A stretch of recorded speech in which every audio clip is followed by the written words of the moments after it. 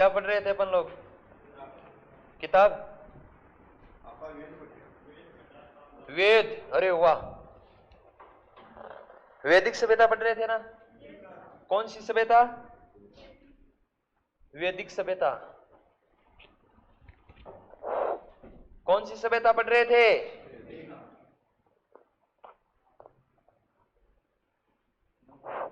वैदिक सभ्यता। आवाज नहीं आ रही है?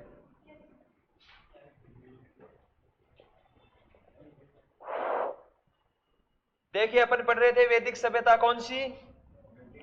वैदिक सभ्यता। वैदिक सभ्यता में अपन लोग क्या पढ़ रहे थे? वेद। क्या पढ़ रहे थे? वेद। वेद है वो संस्कृत के किस धातु से बना है? विद का अर्थ क्या होता है? क्या जानना? ज्ञान जानना, ज्ञान का भंडार। कौन सा भंडार? ज्ञान का भंडार जानना। मैंने आपको बताया था कि वेद 4 होते हैं। कितने होते हैं? और 2 वेद अपन लोगों ने पढ़े थे, ऋग्वेद और यजुर्वेद।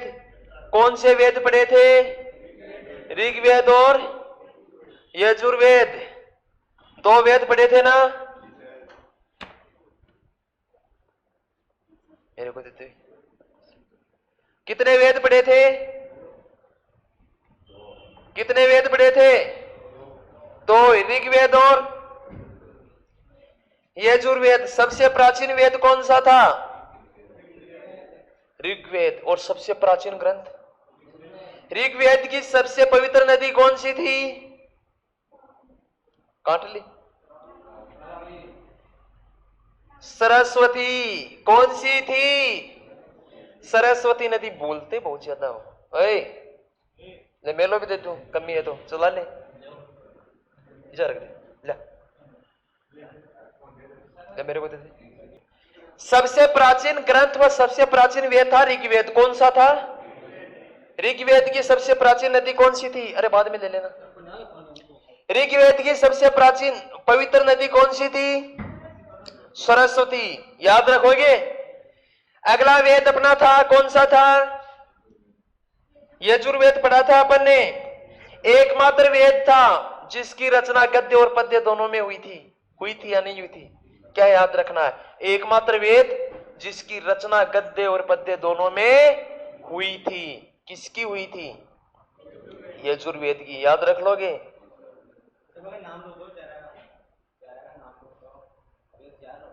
चार होते हैं तो मैं भी 4 ही बता रहा हूं। अरे सब बताएंगे, रुक जा। देखिए, अगला वेद अपना कौन सा था? सामवेद। कौन सा था? सामवेद। कौन सा वेद था? सामवेद। कौन सा वेद? सामवेद।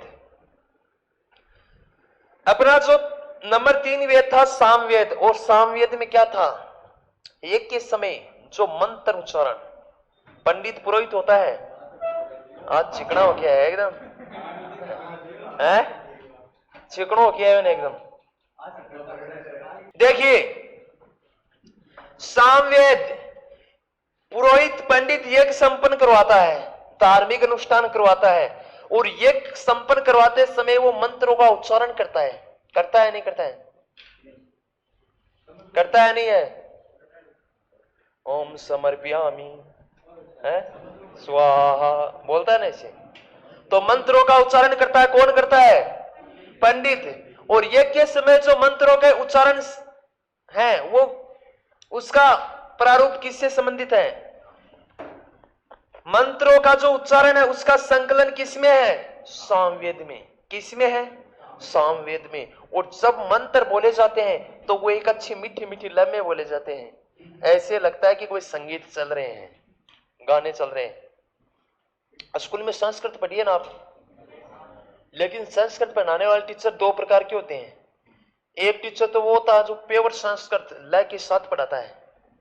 दूसरा टीचर है वो संस्कृत तो अच्छी पढ़ाता है लेकिन वो लय से नहीं पढ़ाता, जैसे हिंदी का पद्यांश पढ़ाता है वैसे पढ़ाता है। तो आपने कौन सी संस्कृत पढ़ी थी? लय वाली पढ़ी थी, खूब मजा आता है ना। तो जैसे मंत्रों का उच्चारण होता है तो ऐसे लगता है कोई संगीत चल रहा है। क्या चल रहा है? संगीत। इसीलिए भारतीय संगीत शास्त्र का जनक किस वेद को कहते हैं, या संगीतों का जनक किसे कहते हैं? सामवेद को। याद रख लेना कि संगीत का जनक किसे कहते हैं? सामवेद को। कौन से वेद को? सामवेद को।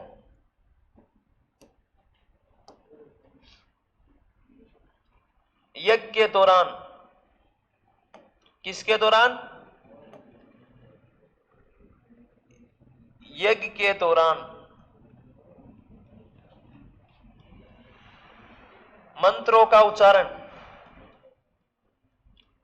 मंत्रों का उच्चारण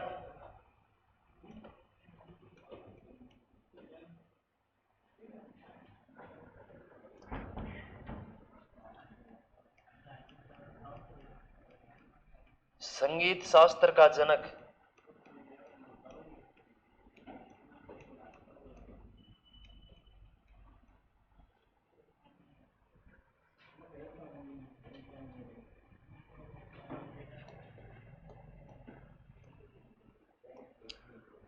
पुरोहित।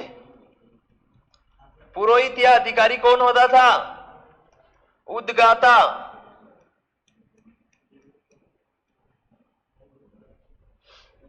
भाग,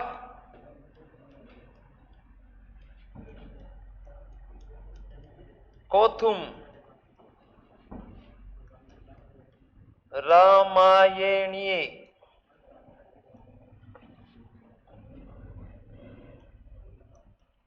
जेमिनी,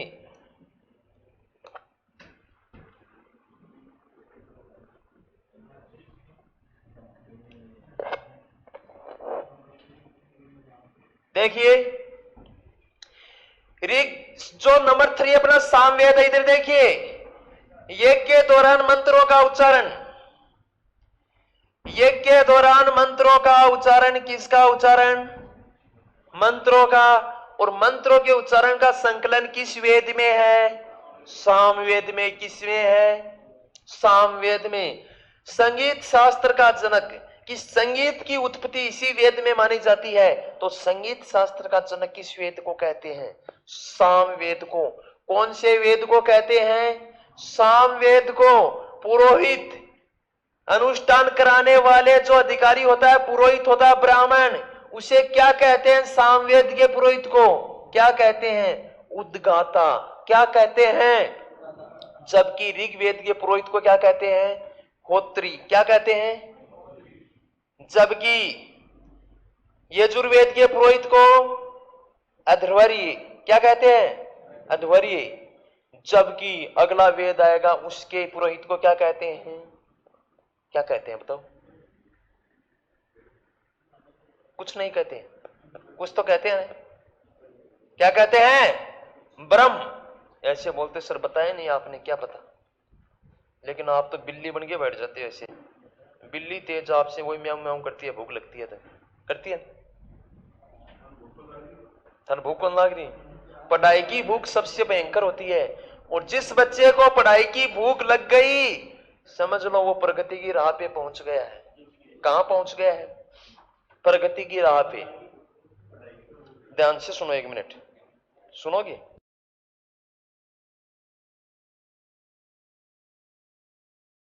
सामवेद के पुरोहित को क्या कहते हैं? उद्गाता। क्या कहते हैं? उद्गाता। इसके भाग, सामवेद के जो भाग हैं, कोथुम, रामायणीय, जेमनी। क्या है? कोथुम, रामायणीय, जेमनी। क्या है? कोथुम, रामायणीय, जेमनी। याद रख लोगे? पक्का याद रखोगे? आगे देखिए,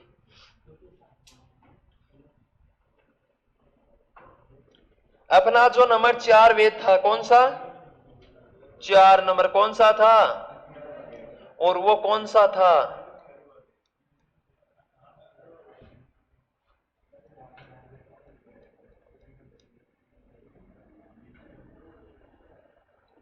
अथर्व वेद।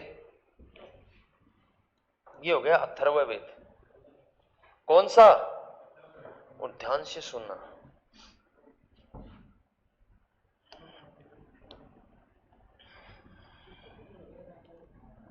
घरेलू कार्यों की जानकारी,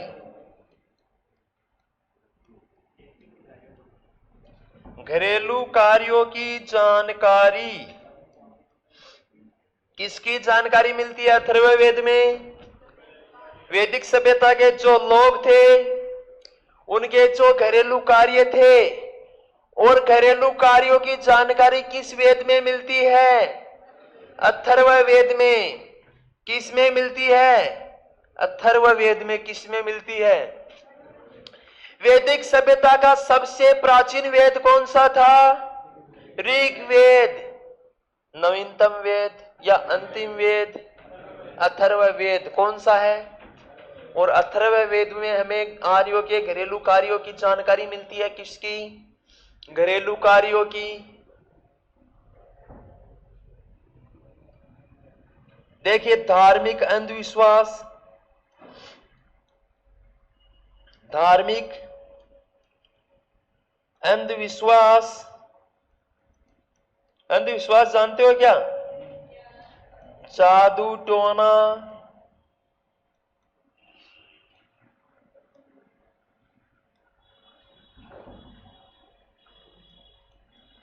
कीटों के नष्ट होना,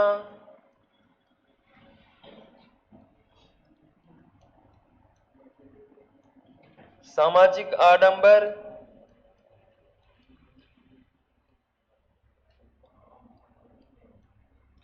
सामाजिक आडंबर,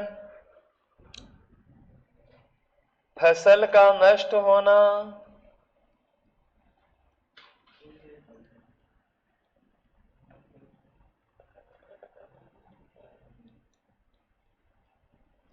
देखिए इधर आर्यों के घरेलू कार्य की जानकारी किस में मिलती है? किस वेद में मिलती है? अथर्ववेद में। कौन से वेद में घरेलू कार्यों की जानकारी मिलती है? अथर्ववेद में। कि घरेलू कार्य, घर में क्या काम होता था, परिवार कैसा था, वे लोग कृषि करते थे क्या, पशुपालन कृषि के साथ करते थे क्या, खाना क्या खाते थे, क्या काम करते थे, फसल बाड़ी करते थे क्या, आदि जो इनकी घरेलू कार्यों की जो जानकारी है वो किस वेद में मिलती है? अथर्ववेद में। और क्या जानकारी मिलती है?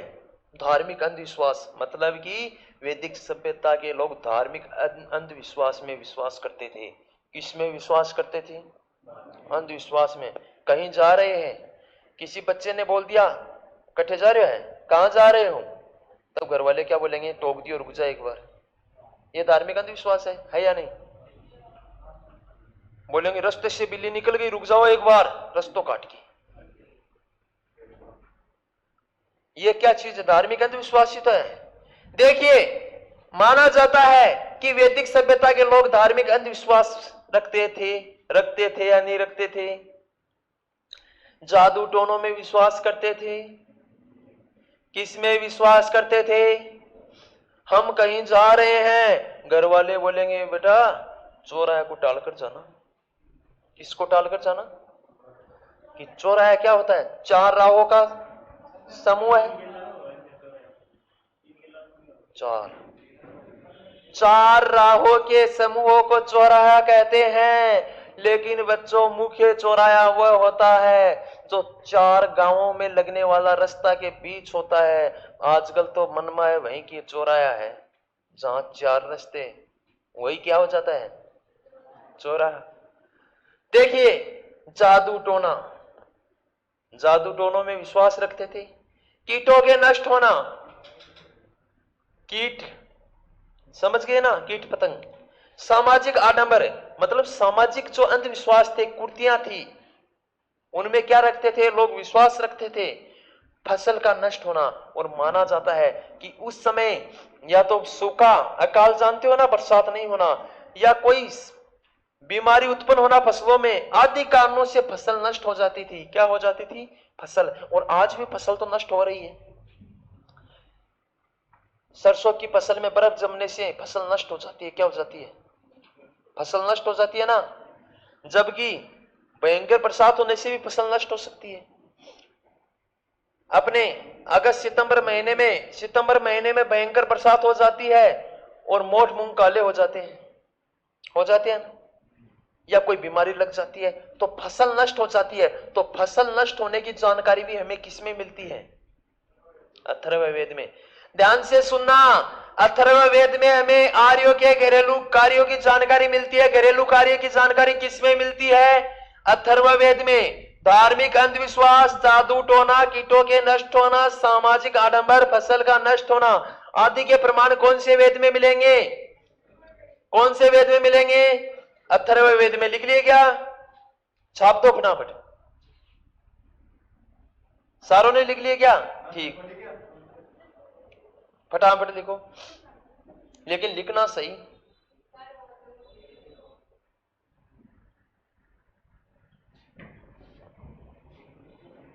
क्या हाल है? कौन कौन से? ब्रह्म, भिषज, अथर्वगिरीश और उसके पुरोहित को क्या कहते हैं? ब्रह्म। याद रख लोगे? पक्का? आगे बढ़े, चले आगे।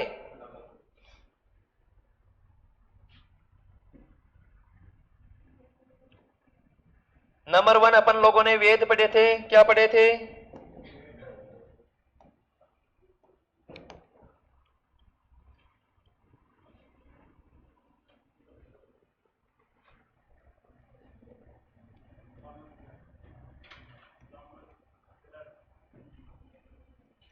कौन सी ग्रंथ? या ब्राह्मण साहित्य? ये क्या था? देखिए, ये क्या था, सुनो ध्यान से। कि वेदों की भाषा क्या थी? वो बहुत कठिन थी। क्या थी? वेदों की जो भाषा थी वो बहुत कठिन थी। और आपको पता है कि संस्कृत वैसे एक बार माइंड में फिट हो गई है तब तो 100 में से 98 आते हैं। कितने आते हैं? झूठ बोल रहा हूं या सही? अरे सुन लो तो एक बार फीलिंग ले लो 98 की। मतलब कि एक बार माइंड में फिट हो गई है तब तो 100 में से 98 आएंगे। और जब तक ये फिट नहीं होती है तब तक 100 में से 8 ही आते हैं। समझ गए ना? दोनों ही एक ही सिक्के के दो पहलू हैं, है ना? कि थोड़ी सी माइंड में फिक्स हो गई और ले लाइन पकड़ ली तब तो 100 में से 98 कन्फर्म है, वरना 8 भी कन्फर्म है। तो इसकी वेदों की भाषा क्या थी? वो एकदम कठिन थी। क्या थी? कठिन, मतलब आम लोगों की समझ में नहीं आती थी, अपन जैसे लोगों की। समझ गए ना? तो इसकी भाषा बहुत कठिन थी और इसकी भाषा को सरल रूप देने के लिए ये ब्राह्मण ग्रंथ की रचना हुई। किसकी रचना हुई? ब्राह्मण ग्रंथ की। तो वेदों का ही दूसरा रूप हो गया ना, मतलब एक समझ लो कि अनुवाद हो गया। क्या हो गया? बहुत सारी पुस्तक हैं, अलग अलग राइटरों ने अलग अलग किताबें लिखी है ना, और फिर अलग अलग विद्वानों ने उनका अलग अलग भाषाओं में अनुवाद किया है। किया है नहीं किया? बताओ। अंग्रेजी, हिंदी, अरबी, फारसी, उर्दू, किया ना? इसी प्रकार ये ब्राह्मण ग्रंथ है। ये क्या है? वेदों की कठिन भाषा का ही सरल रूप है। कौन सी भाषा का? वेदों की कठिन भाषा का ही सरल रूप है। वेदों की कठिन भाषा का सरल रूप है। देखिए क्वेश्चन कैसे आएगा? कैसे आएगा, कोई बताएगा?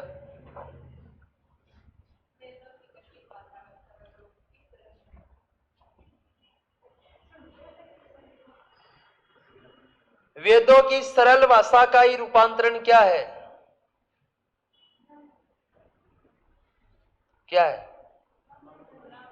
वेदों की सरल भाषा का रूपांतरण ब्राह्मण ग्रंथ। कौन से ग्रंथ?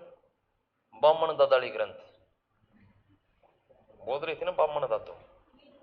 वेदों की कठिन भाषा का सरल रूप है। वो सरल रूप कौन सा है? ब्राह्मण ग्रंथ। कौन सा? याद रख लोगे, वेदों की कठिन भाषा का सरल रूप ही ब्राह्मण ग्रंथ है।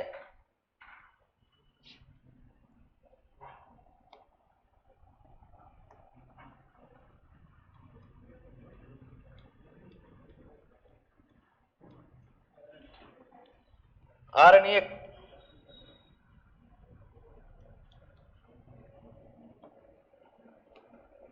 देखिए, ऐसा साहित्य, कैसा साहित्य? ऐसा साहित्य आरण्यक। इसका अर्थ क्या होता है? जंगल। क्या होता है?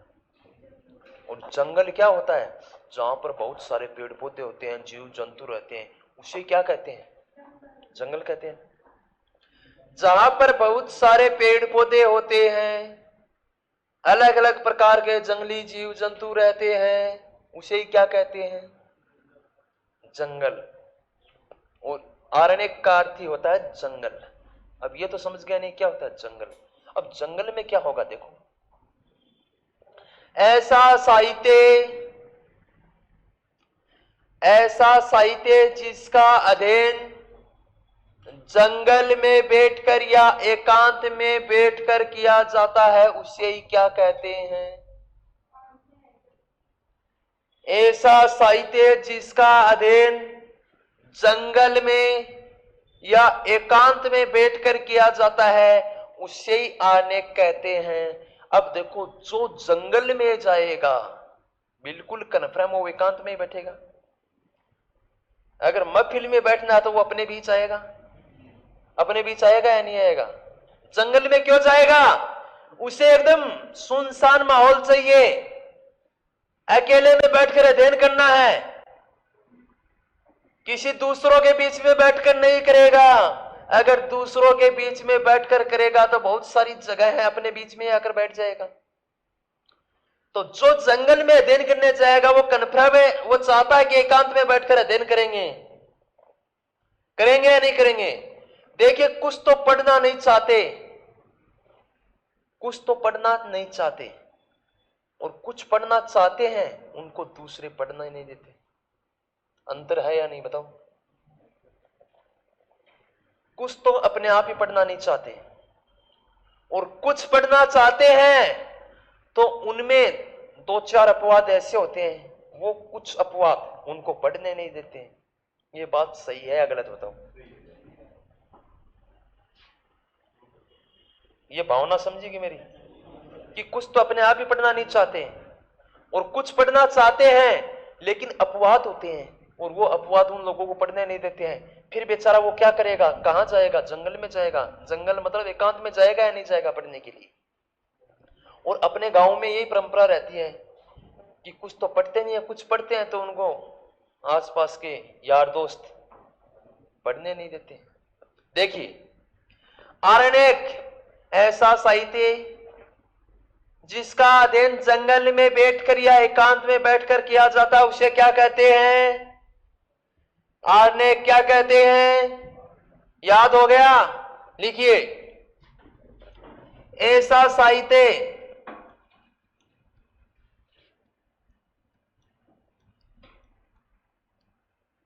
जिसका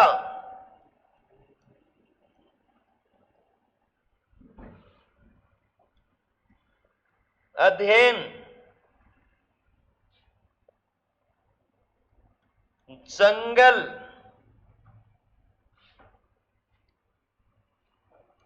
में बैठकर एकांत में किया जाता है,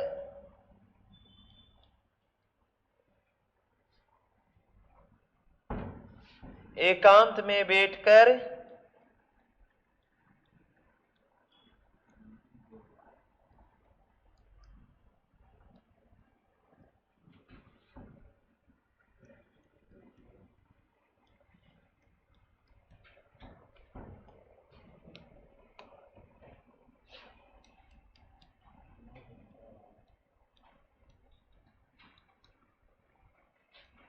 उपनिषद।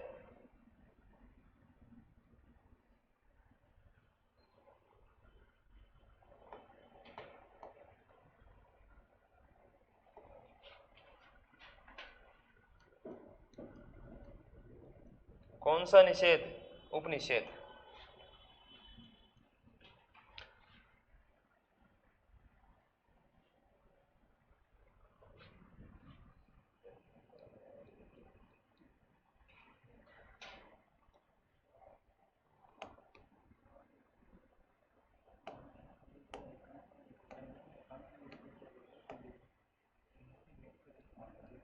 सबसे अंत में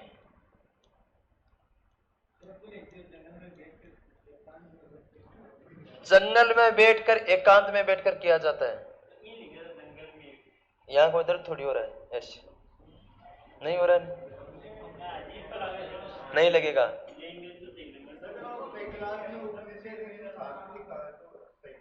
क्या 108? देखो कई सिस्टम ये हैं, उनके हमारे पास कन्फर्म सबूत नहीं है। हमारे पास का मतलब राइटरों के पास। जैसे मैंने आपको बताया था कि हल्दी घाटी के युद्ध की कुछ बुकों में 21 तारीख है, कुछ में क्या है 18। लेकिन अपन कौन सी मानेंगे? अपनी जो माध्यमिक शिक्षा बोर्ड में बुक चलती है, कौन सी? माध्यमिक शिक्षा बोर्ड अजमेर, इनमें चलती है वही मानेंगे और वही सही होगा। चाहे उसमें गलत है तब भी सही होगा, समझ गए ना? तो उसमें हल्दी घाटी का युद्ध 18 जून को है, और इसी माध्यमिक शिक्षा बोर्ड की बुक में ये क्या है 108। माध्यमिक शिक्षा बोर्ड की बुक को कभी चैलेंज नहीं कर सकते, समझ गए ना? अगर उसमें गलत है तभी हमारे को वही करना होगा, सही है तो वही करना होगा, ठीक है? सबसे अंत में रचना, सबसे अंत में रचना।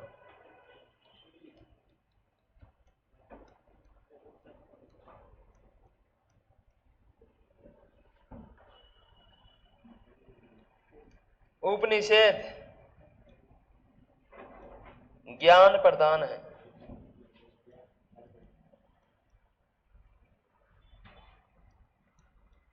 जिसका अध्ययन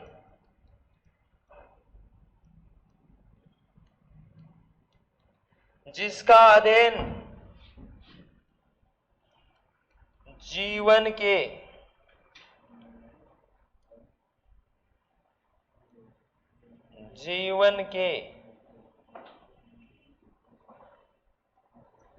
अंतिम आश्रम में किया जाता है।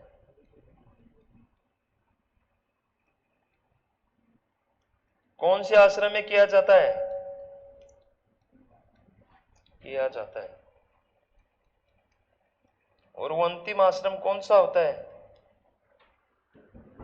अंतिम आश्रम कौन सा होता है? वृद्धाश्रम नहीं होता है, वो होता है संन्यास आश्रम।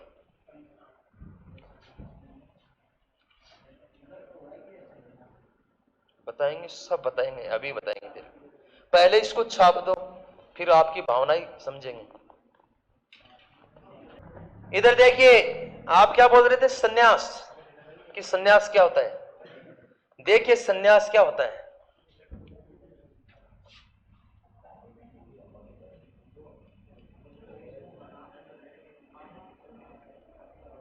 यह है अपना सन्यास। क्या है सन्यास का मतलब? है सांसारिक जीवन की मोह माया त्याग कर, इस सांसारिक जीवन की मोह माया त्याग कर। मोह माया समझ गए क्या? मोह माया कि धरती पर सब व्यर्थ है, धन दौलत कोई साथ लेकर नहीं तो आया, नहीं जाएगा। 100 रुपये कमाएंगे तब भी काम वैसा ही चलेगा, 1000 कमाएंगे तब भी वैसा ही चलेगा। 100 कमाएंगे तो 100 के हिसाब से बरतेंगे, उसको खर्च करेंगे, और 1000 कमाएंगे तो 1000 के हिसाब से खर्च करेंगे, ऐसे तो चलता है। संन्यास का मतलब है सांसारिक मोह माया त्याग कर, घर परिवार सगे संबंधी रिश्तेदार सबको छोड़कर संन्यास ग्रहण कर लेना, भगवान की भक्ति में लीन हो जाना। किसकी भक्ति में? कहीं जंगल में कुटिया बनाकर रहने लग जाओ, या किसी मंदिर में बैठ जाओ, कहीं भी। खाबा पीबा के लिए तो मंदिर में चढ़ावा जाओ, चला के बरखंडी। देखिए संन्यास समझ में आ गया ना? और कुछ बताना है? देखिए इधर उपनिषद 108 उपनिषदों की संख्या कितनी है ये याद रख लेना कि कितने हैं। कितने हैं उपनिषद? 108। याद हो गई? सबसे अंत में रचना जो वैदिक साहित्य है, सबसे अंत में किसकी रचना हुई थी? उपनिषद की। उपनिषद ज्ञान प्रदान है जिसका अध्ययन जीवन के अंतिम आश्रम में किया जाता है। कि जो उपनिषद है उसका अध्ययन करेंगे तो वो हमारे को क्या प्रदान करेंगे? ज्ञान प्रदान करेंगे और आपको अच्छाई के मार्ग पे चलाएंगे। कौन से मार्ग पे? आप जिस मार्ग की ओर दौड़ रहे हो उस मार्ग से हटाएंगे आपको। तो आज ही जाकर अध्ययन कर लेना। किसका अध्ययन? उपनिषद का अध्ययन। कि जब आप रास्ते से भटकते हो, रास्ता भूल जाते हो, बोलते नहीं हो, जबरदस्ती बुलाते हो। उपनिषद से हमें क्या प्रदान होता है? ज्ञान प्रदान होता है जिसका अध्ययन जीवन के अंतिम आश्रम में किया जाता है। और आपका पता है कि मनुष्य की आयु को, औसत आयु को 100 वर्ष माना है, जिसे 4 आश्रमों में विभाजित किया गया है। और जो सबसे अंतिम आश्रम है वो कौन सा है? संन्यास आश्रम। तो उपनिषद का अध्ययन किस आश्रम में करना चाहिए? ये थोड़ी सी इस साहित्य की रचना सही नहीं हुई। इसका अध्ययन तो इस आश्रम में होना चाहिए था। सही है ना? अपन तो कैसे करते हैं? तो उपनिषद से हमें ज्ञान प्रदान होता है। क्या प्रदान होता है? ज्ञान। और आगे क्या प्रदान होता है? देखिए, ऐसा साहित्य, कैसा साहित्य? ऐसा साहित्य जिसका अध्ययन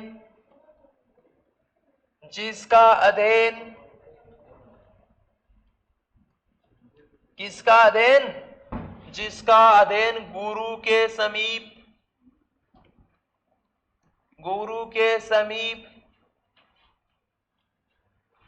निष्ठापूर्वक बैठकर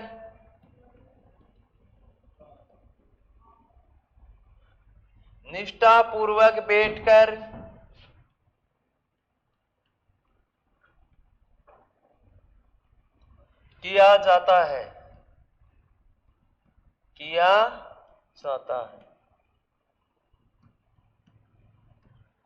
इधर देखिए, सारों का ध्यान इधर देखिए। ऐसा साहित्य, कैसा साहित्य? ऐसा जिसका अध्ययन गुरु जी के पास बैठकर निष्ठापूर्वक अध्ययन किया जाता है। कैसे किया जाता है? ऐसा साहित्य जिसका अध्ययन गुरु के समीप मतलब पास में बैठकर निष्ठापूर्वक अध्ययन किया जाता है, उसे क्या कहते हैं? क्या कहते हैं? उपनिषद। क्या कहते हैं? उपनिषद। क्या कहते हैं? याद रख लोगे। ऐसा साहित्य जिसका अध्ययन जंगल में एकांत में बैठकर किया जाता है, उसे क्या कहते हैं? अरे वाह, क्या कहते हैं? आरण्यक। कि जंगल में एकांत में बैठकर किया जाता है उसे क्या कहते हैं? आरण्यक। जबकि ऐसा साहित्य जिसका अध्ययन गुरु जी के पास बैठकर ही नहीं, कहीं ऐसे लाती पलाती मार के बैठ जाएंगे, निष्ठापूर्वक बैठकर जिसका अध्ययन किया जाता है उसे क्या कहते हैं? क्या कहते हैं? उपनिषद। और उपनिषद की संख्या कितनी होती है? क्या होती है? पक्का? चले आगे।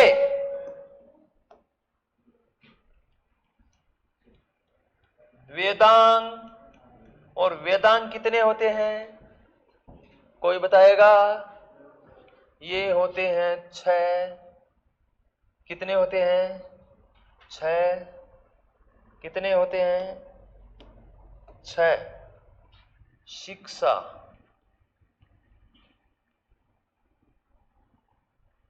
व्याकरण, छंद, कल्प, निरुक्त, ज्योतिष।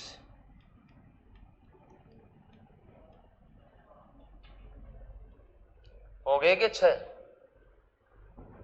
फटाफट लिखो, छाप दो से, छाप दो। समझ में आ रहा है? पक्का? मजो को नहीं आ रहा, चट्टी को नहीं बोलना है। पसीना आ रहा है, पसीना को तो इलाज कर देंगे, लेकिन समझ में तो आ रही है। आजा अभी जा, बैठ जा, उसके पास बैठ जा, उसके पास बैठ जा, इधर ये फैन चला ले और उधर बैठ जा। अब देखो सब काम तो कैसे हो। वेदांग कितने हैं याद रखने होंगे। वेदांग कितने हैं? 6। तो क्वेश्चन नंबर 1 देखिए, लिखना नहीं है एक बार।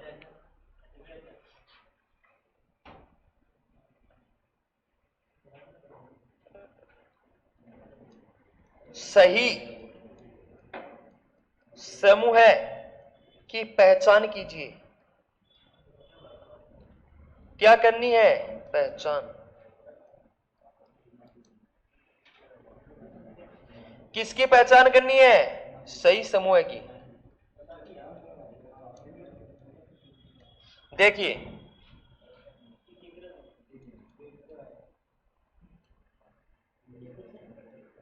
अरे आवाज नहीं, ऋग्वेद,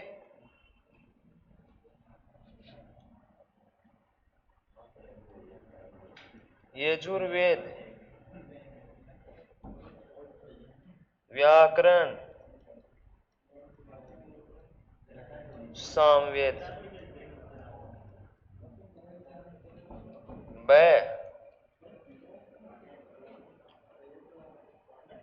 शिक्षा, छंद, व्याकरण,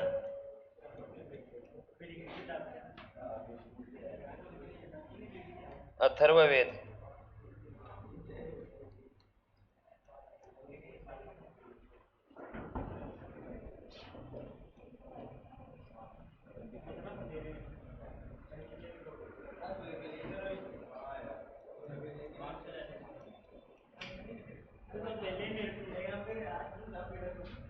निरुक्त, व्याकरण, छंद, अरे चुप, ज्योतिष,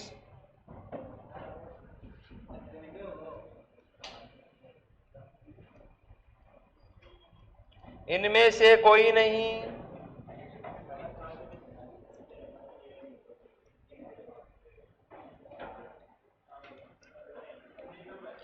देखिए, सही समूह की पहचान कीजिए। किसकी पहचान करनी है? सही समूह की पहचान कीजिए। कौन सा समूह सही है?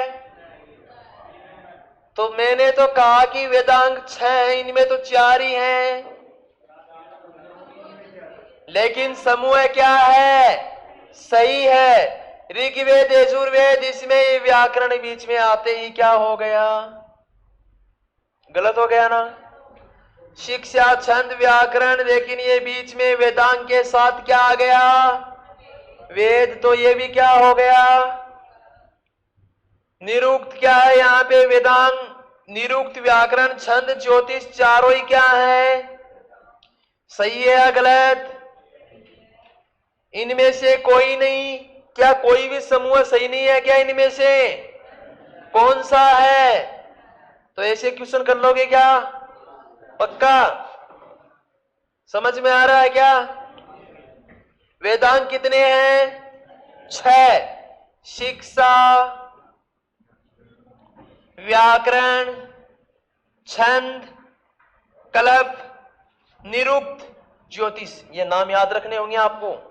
6 नाम याद रखने होंगे। कैसे भी याद कर लो। शिक्षा, व्याकरण। देखो, व्याकरण पढ़ेंगे, क्या पढ़ेंगे? सुन लो तो मेरी बात। व्याकरण पढ़ेंगे तो हमें शिक्षा प्राप्त होगी या नहीं होगी? बताओ। अगर व्याकरण पढ़ोगे तो शिक्षा प्राप्त होगी, और शिक्षा ग्रहण करेंगे तो व्याकरण में छंद भी पढ़ने होंगे। क्या पढ़ने होंगे? आते हैं ना हिंदी में छंद। और छंद पढ़ेंगे तो आपको पता है ये गद्य पद्य में आते हैं, और पद्य में आते हैं तो ज्योतिष की तरह संस्कृत पढ़ेंगे। किसकी तरह? ज्योतिष। और एकदम निरुक्त कल्प बन जाएंगे। कैसे बन जाएंगे? निरुक्त क्लब बन जाओगे। क्या पढ़कर? व्याकरण पढ़ोगे तो शिक्षा मिलेगी, शिक्षा मिलेगी तो हमें छंद भी पढ़ने होंगे और ज्योतिष की तरह दौड़ोगे। फिर याद कर लोगे ना, 6 नाम याद कर लोगे? व्याकरण, छंद, शिक्षा, ज्योतिष, क्लब, निरुक्त। याद हो गए? मेरे याद हुए, आपके नहीं हुए। हो गए क्या? किस किस के हो गए बताओ? बोल फटाफट।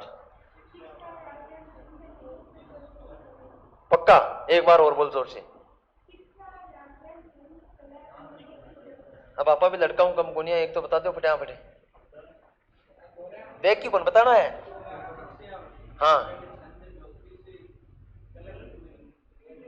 निरुक्त। 5 बार रिपीट करो इसको फटाफट, मन मन में कर लो या बोल बोल के करो, फटाफट करो। ऐसा निरुक्त, शिक्षा, ज्योतिष, व्याकरण, शिक्षा, ज्योतिष, व्याकरण, छंद, कल्प, निरुक्त। वेदांग कितने होते हैं? 6। कर लोगे? पक्का? आगे चले।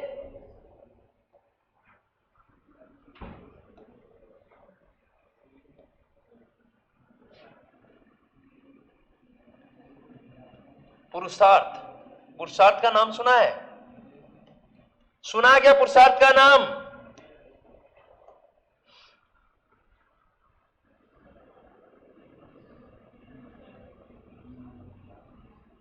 मानव के लक्ष्य, मानव के, मानव जीवन का आधार,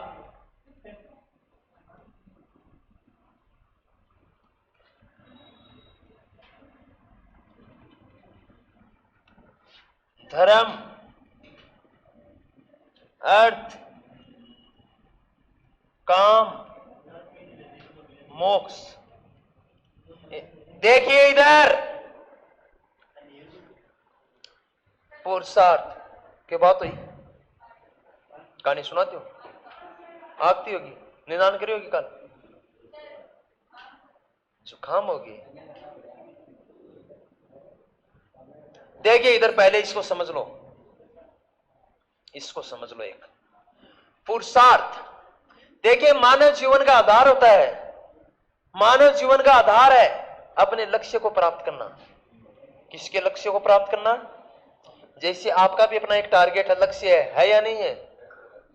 और अपने लक्ष्य को प्राप्त करना और लगातार मेहनत करोगे तो लक्ष्य प्राप्त होगा, होगा या नहीं होगा? आपको पता है 19 नवंबर 2023 का दिन था, क्या था उस दिन? कोई बताओगा? अरे वाह, 19 नवंबर 2023 का दिन था। मोटेरा, पूर्व नाम वर्तमान नरेंद्र मोदी स्टेडियम अहमदाबाद में भारत और ऑस्ट्रेलिया का वर्ल्ड कप फाइनल मैच था ना। 125 करोड़ भारतवासियों की उम्मीद थी कि आज भारत का तिरंगा लहराएगा। थी या नहीं थी? मेरी भी थी, भयंकर थी। हुआ क्या? दुर्भाग्य से भारत फाइनल मैच हार गया। सारे लोगों ने उम्मीद लगा रखी थी ना कि आज हमें 2011 के बाद में अपने फिर से अपने लक्ष्य को कायम करेंगे। कायम करेंगे या नहीं करेंगे? देखिए 2011 के बाद में 2014 में हम लोग सेमीफाइनल हार गए थे। हारे थे या नहीं हारे थे? किसके सामने हारे थे? इंग्लैंड के सामने नहीं हारे थे, ऑस्ट्रेलिया के सामने। 2019 में हम लोग फिर से न्यूजीलैंड के सामने सेमीफाइनल हार गए। लक्ष्य प्राप्त नहीं हुआ ना, लगातार 2 सेमीफाइनल हार गए, लक्ष्य हासिल नहीं हुआ। फिर से एक उम्मीद की किरण जगी कि 2023 में हमारा टारगेट पूरा होगा, लक्ष्य, और लक्ष्य तक पहुंच गए। एक भी मैच बिना हारे फाइनल में पहुंची भारतीय टीम, एक भी मैच नहीं हारा ने, और फाइनल में फिर से लक्ष्य से भटक गई, सफलता नहीं मिली। कुछ समय पश्चात फिर से हम लक्ष्य की ओर दौड़ते हैं। T20 वर्ल्ड कप आता है, बिना कोई मैच हारे भारतीय टीम फाइनल में पहुंचती है।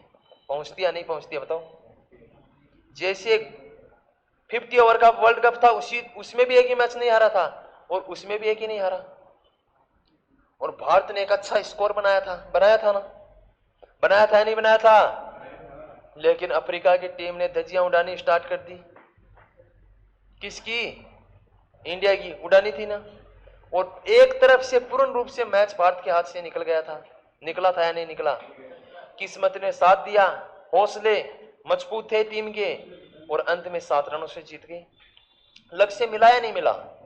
एक बार लक्ष्य से इधर उधर हो गए थे ना, लेकिन हिम्मत नहीं हारी, तो हमें लक्ष्य प्राप्त हुआ या नहीं हुआ? तो आप लोगों का भी एक लक्ष्य होता है, मानव जीवन का एक लक्ष्य होता है, पुरुषार्थ प्राप्त करने का, अपने लक्ष्य तक पहुंचने का। आप लोगों का भी एक टारगेट है। आप लोगों का तो है या नहीं है, लेकिन आपके मम्मी पापा का जरूर है या नहीं है? बताओ, है ना? अगर आप अच्छे रास्ते चलोगे तो अपने लक्ष्य को प्राप्त कर लेंगे। ये पुरुषार्थ हमें यही कहते हैं कि मानव जीवन का आधार है। पुरुषार्थ क्या है बच्चों? मानव जीवन का आधार है। मानव का अपना एक लक्ष्य है जिससे हम प्राप्त करना चाहते हैं। क्या करना चाहते हैं? प्राप्त करना चाहते हैं। आपका भी अपना एक टारगेट है, पढ़ लिख के नौकरी लगना। इधर उधर मत ऐसे, पढ़ लिख के नौकरी लगना। धर्म अर्थ काम मोक्ष, पुरुषार्थ कितने होते हैं? पुरुषार्थ कितने होते हैं बच्चों? सर्वप्रथम तो ये याद रखना है कि पुरुषार्थ की संख्या कितनी होती है, याद रख लोगे। फिर होते कौन कौन से? धर्म अर्थ काम मोक्ष। धर्म अर्थ काम मोक्ष की आवश्यकता के अनुसार हम लोगों को धर्म भी करना चाहिए। ये नहीं कहता कि सारे दिन आप मंदिर मस्जिद में रहो, कि थोड़ी बहुत अपनी दिनचर्या में, ये नहीं कि हम धार्मिक अनुष्ठान नहीं होने चाहिए, थोड़े बहुत होने भी चाहिए। अर्थ मतलब अर्थ, पूंजी, धन दौलत, सुना ना?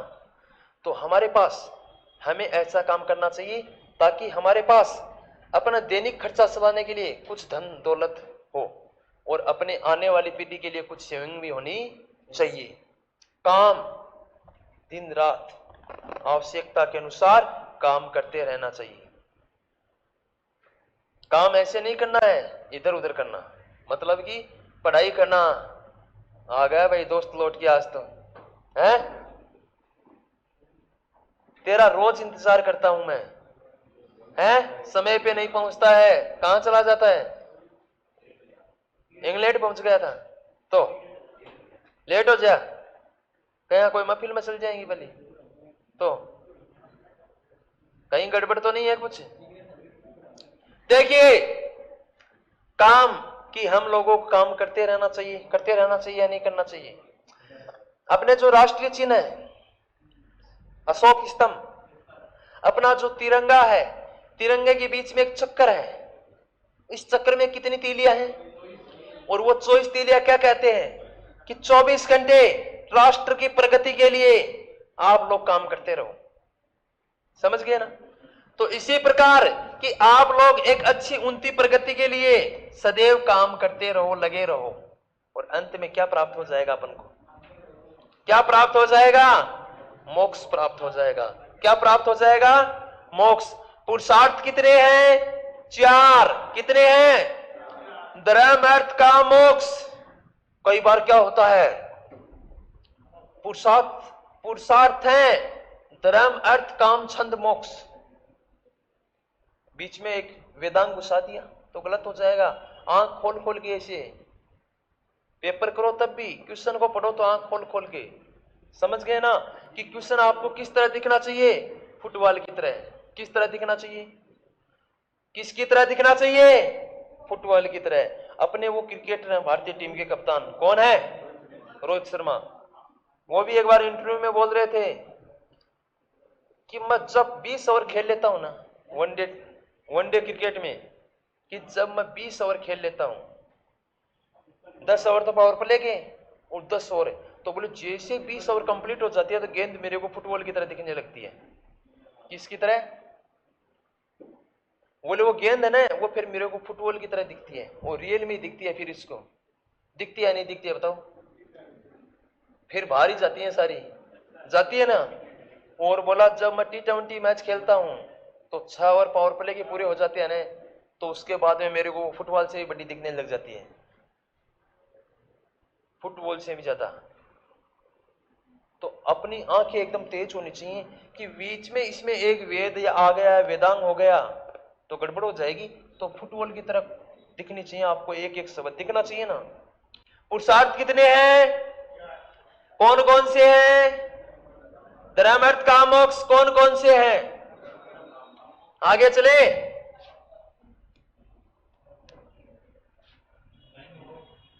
क्या हो गया, नहीं हुआ, किसने का,